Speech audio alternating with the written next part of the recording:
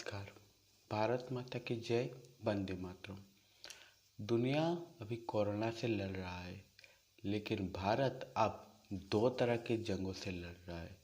एक कोरोना से, दूसरा जिहादी से। कोरोना से हमारे लड़ने वाले जो लड़ाकू हैं वो डॉक्टर हैं, पुलिस है, स्वास्थ्यकर्मी हैं। और जिहादियों से लड़ने के लिए हमारे जो लड़ाकू हैं वो मीडिया कर्मी हैं। कोरोना से तो हम लड़ के जीत सकते हैं, कोरोना को हम हरा सकते हैं, लेकिन जिहादियों को हम कैसे हराएंगे? कोरोना का वैक्सीन एक ना एक दिन तो आ जाएगा, लेकिन जिहादियों का वैक्सीन कब आएगा? इस जिहादियों को एक्सपोज करने का जिम्मा हमारा जो मीडिया कर्मी है उन लोगों को अब सजा दी जा रही है। जैसे हमारे जो राष्ट्रवादी चैनल है जी न्यूज़ और जिनके पत्रकार हैं सुधीर चौधरी, उन पे अब FIR दर्ज किया जा रहा है। FIR कहाँ दर्ज किया जा रहा है? केरल में। और ये जो FIR दर्ज किया गया है, ये वही FIR है जो सुधीर चौधरी ने जम्मू में ज़मीन जिहादी की खबर दिखाया था। अब सुन लीजिए कि ज़मीन जिहादी की खबर दिखाया था जम्मू में और FIR हुआ केरल में। क्यों? क्योंकि केरल में वामपंथियों का शासन चल रहा है, इसलिए केवल केरल में FIR ही दर्ज नहीं किया जा रहा है। इसी खबर को लेकर पाकिस्तान से जी न्यूज़ को धमकी दिया जा रहा है और उन्हें ये कहा जा रहा है कि तुम्हारा भी वही हासिल होगा जो विंग कमांडर अभिनंदन बिंद्रा का हुआ था। तो उन लोगों को ये भूल जाना चाहिए कि विंग कमांडर अभिनव बिंद्रा का हालत कुछ नहीं हुआ था, बल्कि वो लोग खुद भारत के आगे घुटने टेक कर अभिनव बिंद्रा को हमारे यहाँ बिल्कुल सुरक्षित छोड़ दिया है। और उन्होंने ये भी धमकी दी है सुधीर चौधरी को फ़ोन करके, बाकायदा उन्हें फ़ोन करके, फ़ोन तो नहीं व्हाट्सअप कॉल करके सुधीर चौधरी को ये कहा कि तुम कहाँ हो, कहाँ रहते हो, तुम्हारा दफ्तर कहाँ है, ये सब हम जानते हैं। तुम्हारे खिलाफ FIR केरल के अलावा मुंबई, पंजाब में भी, दिल्ली में भी FIR होगा। तो ये लोग ये कैसे जानते हैं कि सुधीर चौधरी जी कहाँ रहते हैं और उनका दफ्तर कहाँ है? और सबसे बड़ी बात यह है कि उन्हें उनका पर्सनल नंबर कैसे पता? तो ये लोगों का यहाँ पे जो भारत में इनका जो एजेंट है वो कितने सक्रिय हैं ये आप जान लीजिएगा।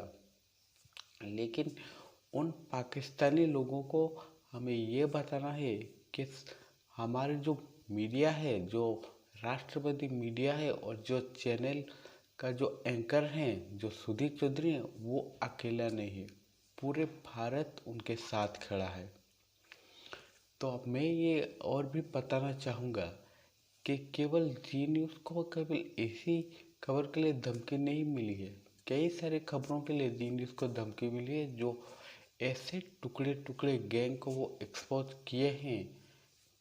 कई सारे ऐसे आप लोगों को जेएनयू में याद होगा जहाँ आपको भारत माता की सॉरी भारत तेरे टुकड़े होंगे यही नारा दिया गया था। भारत के इस मुल्क को एक धक्का और दो, ऐसा नारा दिया गया था। और पाकिस्तान जिंदाबाद के नारे भी लगाए गए थे। ऐसे कई नारे हैं उस समय जो दिए गए थे, जो जी न्यूज़ ने ही उनका एक्सपोज किया था। तो केवल इतना ही नहीं, और भी कई सारे सच्चाई हैं जो जी न्यूज़ ने ही आपके सामने ला के रखा था। कठुआ रेप केस तो आपको याद होगा, उस बच्ची के, उसमें से एक शख्स बिल्कुल निर्दोष था, जो केवल और केवल जी न्यूज़ ने ही वे सच्चाई आप लोगों के सामने रखी थी। और सुधीर चौधरी ने कई सारे खतरे मोड़कर इन्होंने कई सारी जगहों पर रिपोर्टिंग की थी। उन्होंने इराक भी चले गए थे, जहाँ की सच्चाई पूरी दुनिया में आपने देखा।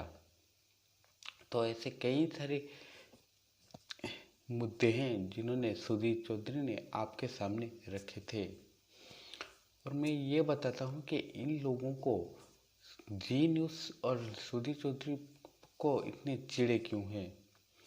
ये लोग केवल इसलिए चिढ़ते हैं कि जी न्यूज़ हमेशा ही राष्ट्रवादी के साथ थे और देश के साथ में थे। इन लोगों ने कभी आतंकवादियों को महिमा मंडल नहीं किया।